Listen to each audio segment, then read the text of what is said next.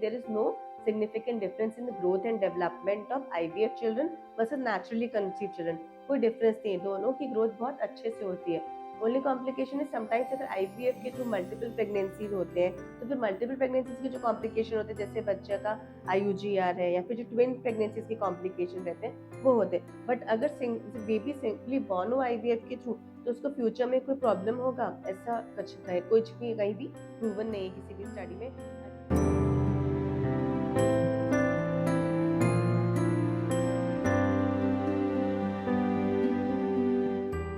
Hello, I'm Dr. Priya Daswani. I'm a consultant pediatrician in Radhakrishna Hospital and Research Institute. Also, I've done fellowship in pediatric cardiology. Best तो homemade diet ही रहता है बच्चों के लिए.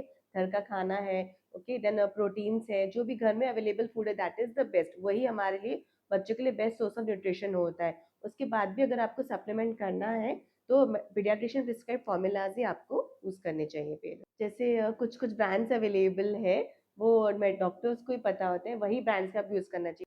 जैसे देखिए, अगर हम प्रोटीन सोर्सेज बात करें बच्चों के लिए तो एनिमल बेस्ड प्रोटीन में बच्चों के लिए मिल्क है, कर्ड है, इसके अलावा एग्स है. एग्स बहुत अच्छा सोर्स है बच्चों का प्रोटीन के लिए. इसके अलावा देन चिकन है, फिश है, नॉनवेज अगर कोई करते हैं. इसके अलावा अगर पनीर है, चीज है, ठीक है, ये सब बहुत अच्छे सोर्सेज है प्रोटीन के लिए. एग्स बहुत अच्छा सोर्स है बट प्रोटीन का बच्चों के लिए, वो जरूर देना चाहिए बच्चों को. इसके अलावा अगर कोई नहीं खाते हैं ये सब तो फिर घर में जो दालें हैं हमारी, जो इंडियन खाने का एक स्टेपल, एक बहुत इंपॉर्टेंट पार्ट है, वो बहुत अच्छा सोर्सेज है प्रोटीन का. जैसे एनी काइंड ऑफ दाल, मसूर दाल है, तुअर दाल है, इसके अलावा राजमा है, चना है, स्प्राउट्स हुआ. देन जो हम नट्स खाते हैं जैसे आलमंड्स है, पीनट्स. अगर आप बेसिकली बोले तो मूंगफली, जिसको बहुत हम सिंपल कंसिडर करते हैं लेकिन वो बच्चों के लिए बहुत अच्छा सोर्स है प्रोटीन का. तो बच्चे उसको चीकी के फॉर्म में, लड्डू फॉर्म में, जैसे भी उसको खाना चाहे वैसे. फिर आजकल सेसम सीड्स होते हैं, तिल के जो होते हैं, चिया सीड्स हैं, वो बहुत अच्छा सोर्स है प्रोटीन का. एंड देन सोया है, टोफू है. तो all these are good sources of protein. तो इन सब से एंड देन उसके बाद फिर आ जाते हैं हमारे वेजिटेबल्स. घर में बनते हैं जो भी वेजिटेबल्स, जैसे ग्रीन लीफी वेजिटेबल्स है, पालक हो गया, मेथी है, जो आलू, even potato is also good source. तो घर का बना खाना he is good for children.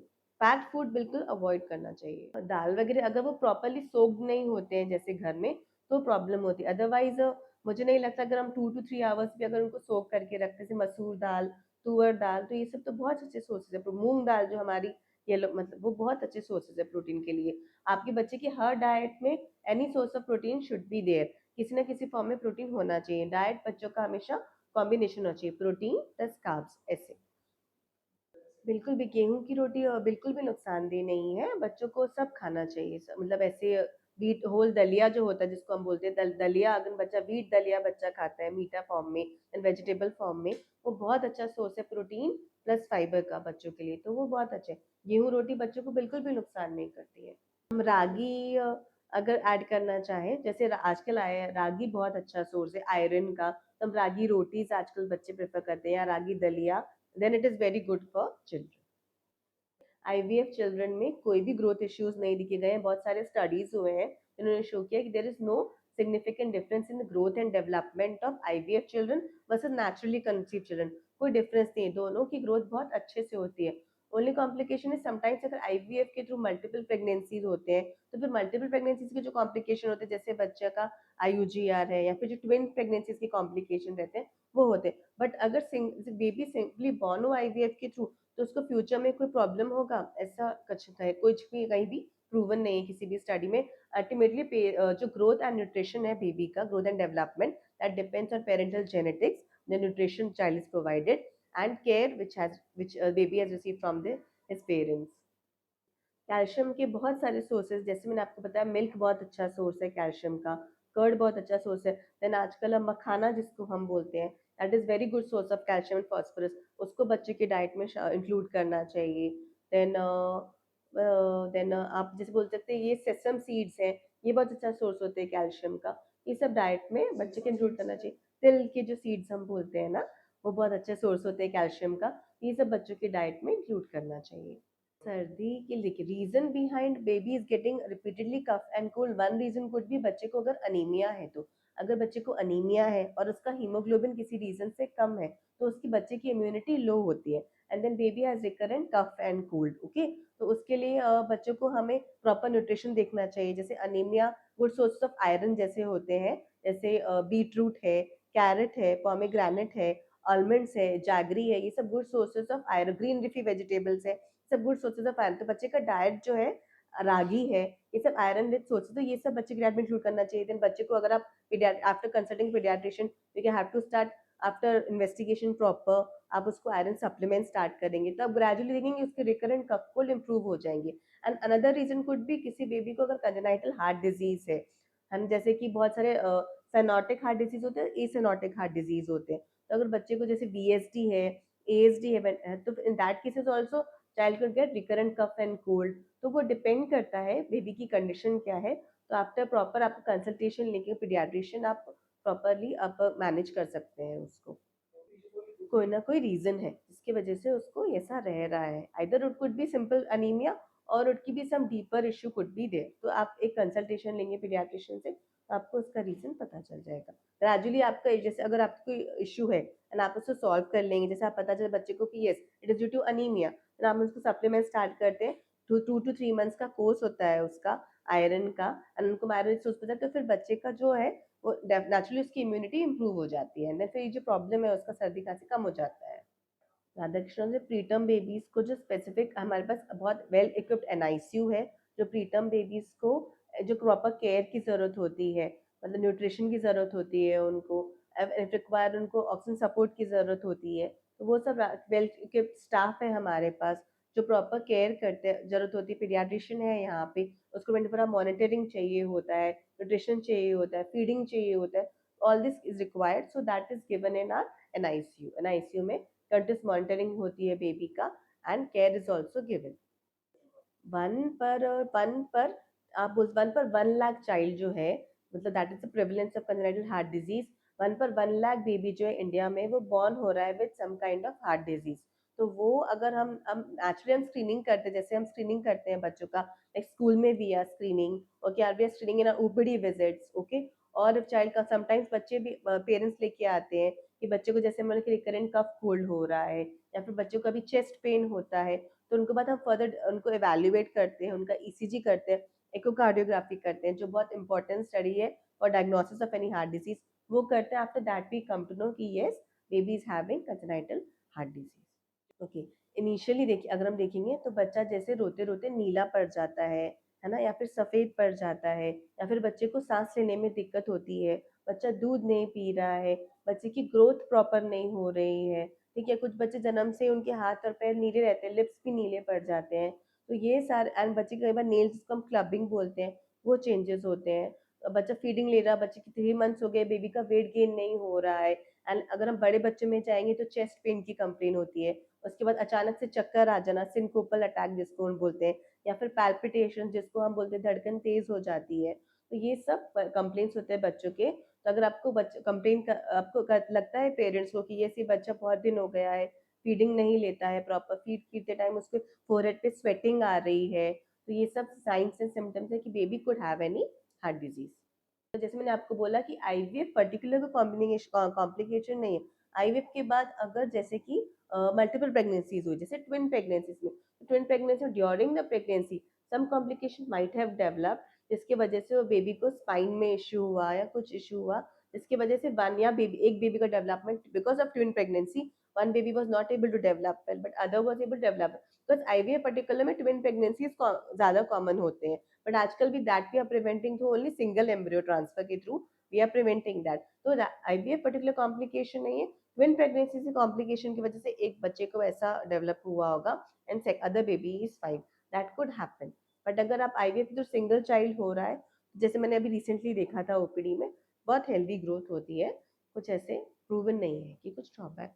जैसे बहुत जो कॉमन है हमारे इंडिया में कि बच्चों को हम दूध ज्यादा देते हैं और खाना कम देते हैं, तो डेफिनेटली उसकी ग्रोथ पे फर्क फर्क पड़ता ही है। प्लस काउ मिल्क हम डाइल्यूटेड फॉर्म में देते हैं हमारे यहाँ, जो अगेन बच्चे को बहुत नुकसान करता है। रिसेंट गाइडलाइंस में बच्चे को 1 ईयर तक हमें कोई भी एनिमल मिल्क नहीं देना चाहिए, आइदर आपको मदर फीडिंग देना है और आप फॉर्मूला फीड दे सकते हैं जो भी पीडियाट्रिशियन प्रिस्क्राइब हो। 1 ईयर के बाद हम ग्रेजुअली उनको काउ मिल्क या वगैरह स्टार्ट कर सकते हैं, लेकिन वो भी अनडाइल्यूटेड होना चाहिए। अगर बेबी को कभी कभी किसी बेबी को काव मिल्क सूट नहीं करता है, उसके कुछ जैसे सिम्टम्स होते हैं, कभी किसी बेबी को काव मिल्क के बाद डायरिया हो गया, कुछ एलर्जी हो गई, कुछ ब्लीडिंग ब्लड आ गया स्टूल में, तो फिर ऐसे बेबीज को तुरंत हमको स्टॉप करना पड़ता है। दूसरा, अगर आपकी बेबी को यस अगर काव मिल्क सूट कर रहा है, अच्छा हो रहा है, तो उसका इंटेक जो है लिमिटेड रखना चाहिए। जैसे बोलते हैं कि दिन में 2 बार से ज़्यादा उसे नहीं देना चाहिए, वो भी अनडाइल्यूटेड, क्योंकि उसके इससे क्या होगा, लॉसेस होंगे, बच्चा खाना नहीं खाएगा और सारा जो उसको न्यूट्रिशन रिक्वायरमेंट है उसको मिल्क से नहीं मिल पाता है। ऐसा हम सोचते हैं कि सारी रिक्वायरमेंट्स उसकी मिल्क से मिल जाएंगी, लेकिन ऐसा बिल्कुल नहीं है। मेन उसका जो सोर्सेज है उसको खाने से ही मिलेगा, जो भी उसको सप्लीमेंट्स है, डाइट रिक्वायरमेंट्स है उसकी, वो बच्चे को खाने से ही मिलेंगी, मिल्क से उसको नहीं मिलेगा। काव मिल्क ज़्यादा देंगे तो अगेन अगेन उसका कॉम्प्लिकेशन है आयरन डेफिशिएंसी अनीमिया, बिकॉज बच्चे दूध ज़्यादा पीते हैं, खाना नहीं खाते हैं, एंड डाइल्यूटेड फॉर्म में भी हम देते हैं इंडिया में, तो फिर आयरन डेफिशिएंसी अनीमिया डेवलप हो जाता है। लिमिटेड इंटेक, 2 बार से ज़्यादा नहीं देना। क्या मदर को बेबी को बॉन्डिंग, जितना मदर और बेबी के बीच में बॉन्डिंग होगा, उतना मदर का ऑक्सीटोसिन रिलीज होगा हार्मोन, एंड मदर का मिल्क जो है प्रोडक्शन अच्छा होगा, एंड उनका सप्लाई अच्छा होगा। इसके इसके अपार्ट नेक्स्ट स्टेप आता है मदर का न्यूट्रिशन। हमें मदर का न्यूट्रिशन का बहुत ध्यान रखना चाहिए। जैसे उनको she should have lots of water, plenty of water intake होना चाहिए। उसके बाद जैसे भी उनको बोलते हैं डाइट जो है उनकी रिच होनी चाहिए, जैसे मिल्क होना चाहिए, उनकी डाइट में नट्स होने चाहिए। मतलब डाइट जो है उनके डाइट में कैलोरी एंड प्रोटीन, जितनी कैलोरी रिक्वायरमेंट होती है नॉर्मल लैक्टेशन, नॉर्मल फीमेल का 2000 कैलोरीज होती है, लैक्टेटिंग फीमेल की उससे मतलब 600-700 कैलोरीज ज्यादा उनको इनटेक देना चाहिए। तो उनकी डाइट बहुत अच्छी होनी चाहिए। Then first we go for this nutrition. Nutrition council के बाद भी नहीं होगा, then we add supplements add करते हैं मदर की डाइट में। जैसे कुछ मेडिसिन अवेलेबल होती हैं, कुछ सप्लीमेंट्स अवेलेबल, जिससे कि मिल्क प्रोडक्शन बढ़ता है। And apart from all this trying भी अगर नहीं होता है, तो फिर आपके पीडियाट्रिशियन आपको गाइड करेंगे। मार्केट में अवेलेबल फॉर्मूलाज हैं जो कि डिजाइन किए गए which to meet all the nutrition requirement for the baby. You can give to it to baby, no harm in that. 2 to 3 times आप दे सकते हो बच्चे को। अगर हमने सब कुछ नहीं ट्राई किया है फिर भी नहीं हो पा रहा है, then we can give this infant formulas are available in market as pediatrician prescribed, you can give to children। ये बस हम थोड़ा मदर को जैसे मदर थोड़ी anxious initially, it takes at least after section में sometimes it's take time, after caesarean section sometimes it's take time at least 2 to 3 days for proper lactation. तो इसके लिए मदर को कोई एंशियस होने की जरूरत नहीं है, बिकॉज जितना मदर्स अगर एंशियस होंगे तो फिर बेबी और उनकी बॉन्डिंग में थोड़े इश्यूज आएंगे एंड देन सप्लाई कम होगा। तो मदर को थोड़ा काउंसलिंग करना चाहिए एंड मदर और बेबी का बॉन्डिंग प्रमोट करेंगे अगर, तो 2 to 3 days के बाद most of the, I think most of the issues solve हो जाते हैं। फिर हम बेसिकली उनको काउंसलिंग करते हैं so that milk production improve हो जाए, उनको बोलते डाइट अच्छा रखिए। ऑलवेज फर्स्ट ट्राई इज कि आपको उनकी न्यूट्रिशन एंड बॉन्डिंग, उसके बाद भी नहीं हो पाते then only we add supplement. जैसे मैंने बोला कि कैलोरी इनटेक का मदर का ध्यान रखना है, तो वो हम चेंजेस करते हैं तो हो जाता है। मगर अगर स्ट्रेस लेंगे, एंशियस रहेंगे, तो again it will decrease the oxytocin release in a brain and it will cause stress to the mother, so that will decrease milk supply। Working women में ऐसा कुछ इश्यू नहीं है। देखिए it always choice of the mother to decide कि what she has to do, तो there is no harm in giving infant formulas. I think initially 2 to 3 months तो सब ही ब्रेस्ट फीडिंग करते हैं, उसके बाद 3 months के बाद सब फॉर्मूला फीड वगैरह शिफ्ट करते हैं, तो then it is a choice of mother. Always mix feeding भी बहुत अच्छा हैबिट है। मिक्स फीडिंग से आप बेबीज को आप मदर फीड भी दे रहे हैं, है ना, जो बेबी को रिक्वायर्ड एंटीबॉडीज है एंड जो उसको इम्यूनिटी है मदर मिल्क के थ्रू उसको मिल रही है, एंड न्यूट्रिशन वगैरह भी मिल रहा है इसके apart. But when is mother is not available if you are giving infant formula, तो उसको रिक्वायरमेंट्स तो उसके एसेंशियल्स को मिल ही रहे हैं। There is no harm in giving infant formulas if mother is working और mother is not available, sometimes mother is unwell, sometimes baby is adopted और चाइल्ड प्री टर्म है अगर, तो ऐसे केसेस में हमें इन्फेंट फॉर्मूलाज देना पड़ता है। या फिर मदर को हमने सब ट्राई कर लिया, breast milk supply still low after doing all this, we can give infant formulas। All the infant formulas are FDA approved and there is no harm in giving them। जैसे Radha Krishna hospital में अगर immediately कोई deliver होता है baby section के बाद, तो अभी इसको हम असेस करते हैं, मे बी इनका पीडियाट्रिशियंस को अटेंड करते हैं, and if child is having any difficulty in breathing है, डिस्ट्रेस है, और child develop jaundice after birth, तो baby shifted to NICU. NICU में जाके हम उसको जो भी रेस्पिरेटरी सपोर्ट चाहिए, जिसको ऑक्सीजन सपोर्ट चाहिए बेबी को, देन उसको अगर फ्लूइड्स चाहिए, एंटीबायोटिक्स चाहिए, उसको जो फर्दर इन्वेस्टिगेट करना है, वो सब हम एनआईसीयू में मैनेज करते हैं। Sometimes after 4 days of baby, a baby initially deliver completely healthy, 52 mothers है, कभी कभी बेबीज को जॉन्डिस डेवलप हो जाता है, तो फिर उनके ऐसे बेबीज की भी केयर होती है, उनको फोटोथेरेपी वगैरह देना है, तो एनआईसीयू में प्रॉपर हम उनको फोटोथेरेपी देते हैं। 1 से 2 दिन के लिए, फिर बेबी रिकवर कर जाते हैं एंड देन कंप्लीटली फाइन। देखिए इनिशियल 6 मंथ्स के लिए mother milk is the best best for baby. Initially breast feeding ही बच्चे के लिए बेस्ट रहता है। न्यूबॉर्न बेबी के लिए जो बेस्ट फर्स्ट चॉइस है वो मदर मिल्क ही है। Mother milk contains all the requirements, mother milk with all requirements होते हैं, एंटीबॉडीज होते हैं, गुड फॉर डाइजेशन। तो फर्स्ट 6 मंथ्स के लिए always and always we support breast feeding. उसके बाद जब हम बेबी को कॉम्प्लीमेंट्री फीडिंग स्टार्ट करते हैं, उसके बाद होम मेड फूड ही मैं प्रेफर करूँगी। होम मेड सेरेलैक होते हैं, उसके बाद बनानाज होते हैं, home made fresh we can make vegetable soup for baby, then we can make vegetable fruits puree for baby. जो कॉम्प्लीमेंट्री डाइट कॉम्प्लीमेंट्री फीडिंग होती है वो 2 इयर्स तक वो चलता है। 2 टू 5 इयर्स में जो 2 इयर्स तक आते-आते child should eat whatever is available at his home. उसके बाद 2 से 5 साल की तक के बच्चों के लिए जो भी हम खाना बनाते हैं, घर पे खाना जैसे जो भी हमारे घर का था वही खिलाना चाहिए उनको। पैकेज फूड्स को मैं बिल्कुल सपोर्ट नहीं करती, जैसे बहुत बच्चे चाय बिस्किट लेते हैं, सुबह उठ के चाय बिस्किट लेना, या फिर ऐसे डेली कुछ बच्चे जैसे चिप जिस ब्रेड लेते हैं, चिप्स खाते हैं, कुरकुरे डेली एक सोर्स ऑफ मतलब कुछ ना कुछ पैकेज फूड ले रहे हैं, वो 5 रुपए के पैकेट में कुछ भी नहीं है, कुछ न्यूट्रिशन नहीं है, उससे बच्चे को हार्म ही होने वाला है। बहुत केसेस ओपीडीज में देखती हूँ जिन बच्चों को पेन रहता है और उनको फिर एब्डोमेन में इन्फेक्शन भी आता है। तो इन्फेक्शन बिकॉज एंड उनकी हिस्ट्री में भी कम टू नो कि उनको डेली कुछ ना कुछ बाहर से they are purchasing and buying, तो वो उनको नुकसान करने ही वाला है। तो जितना भी हो प्लीज बच्चों को बाहर की चीजें नहीं खिलाएं, घर का खाना ही खिलाएं। जो हम सोचते हैं फ्रूटी है, सॉफ्ट ड्रिंक्स है, all these thing, chocolates daily basis पे बच्चों को नहीं देना चाहिए, समटाइम्स ही अलाउड करना चाहिए।